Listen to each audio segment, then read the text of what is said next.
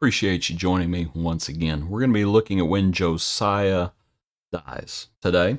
The hymn for today is, O God, our help in ages past. O God, our help in ages past, our hope for years to come, our shelter from the stormy blast, and our eternal home. Some of the other verses, under the shadow of thy throne, still may we dwell secure. Sufficient is thine arm alone, and our defense is sure.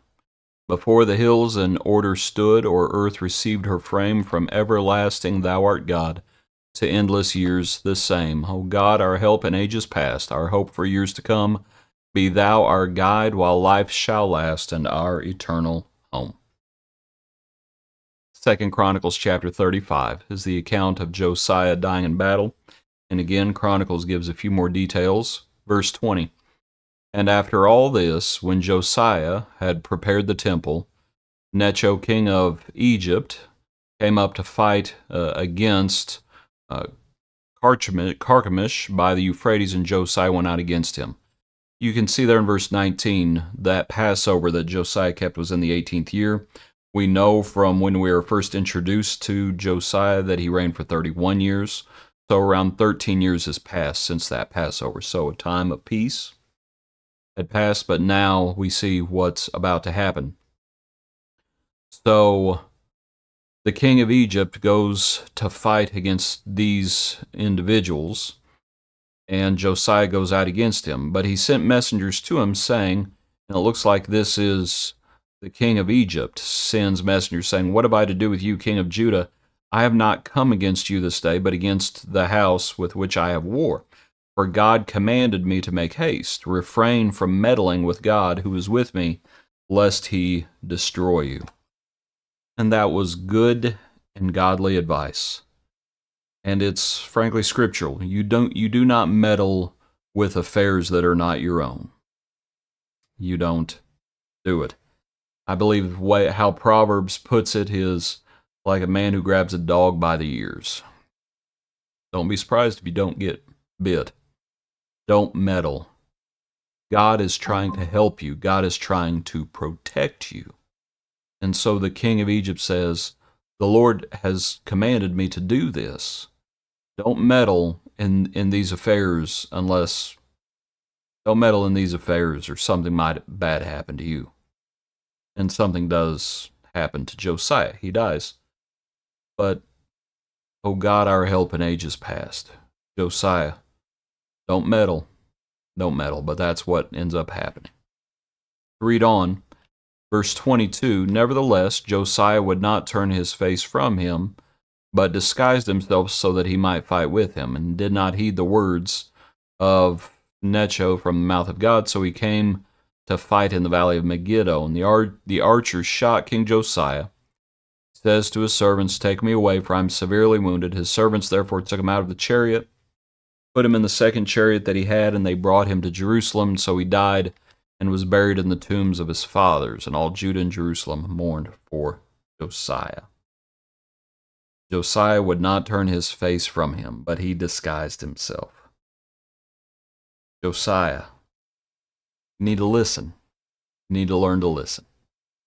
Listen to this individual, because this individual is giving good counsel, and God is trying to protect you. Listen to the Lord. The Lord doesn't want you to die. Listen to the Lord. The Lord is long-suffering, not willing that any should perish. So listen to the Lord. And if you're still unsure because it's coming from an outside source, it's coming from the king of Egypt, inquire of the Lord. Go to the priest, go to the one who has the Urim and the Thummim, and inquire of the Lord what the Lord wants you to do. Don't do what you're about to do. Don't disguise yourself. And I think he disguised himself because the king of Egypt doesn't want him dead. That's not who the Lord has commanded him, to come against. And so he disguises himself so that he can engage with the king of Egypt, and he ends up paying for it with his life. He would not turn his face from him. I am mindful of the passage in James talking about the wisdom of God, that it is first pure and peaceable. And I believe there are several things in there that speak about, the one I'm thinking of is being willing to yield. Josiah, he should have yielded. Listen. We need to be good listeners. We need to be the best listeners to the Lord. And so Josiah, he's not willing to do that. God is trying to help him, but he's not listening right now. And he ends up dying. Verse 25. Jeremiah also lamented for Josiah, and to this day all the singing men and the singing women speak of Josiah in their lamentations. They made it a custom in Israel, and indeed they are written in the laments. Now the rest of the acts of Josiah and his goodness, according to what was written in the law of the Lord, and his deeds from first to last, indeed they are written in the book of the kings of Israel and Judah. And that's the thing, Josiah was a good king, and so the rest of his acts of godliness and goodness, they are recorded. But I think we can see from the passage, we can see that God had helped Josiah. God had been with Josiah. God had been merciful to Josiah, as we've spoken about in recent studies.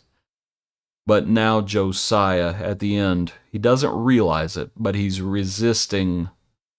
There's resistance to God's will here. And he meddles in affairs that are not his own. And let's simply end this way. We hope God had mercy on Josiah's soul.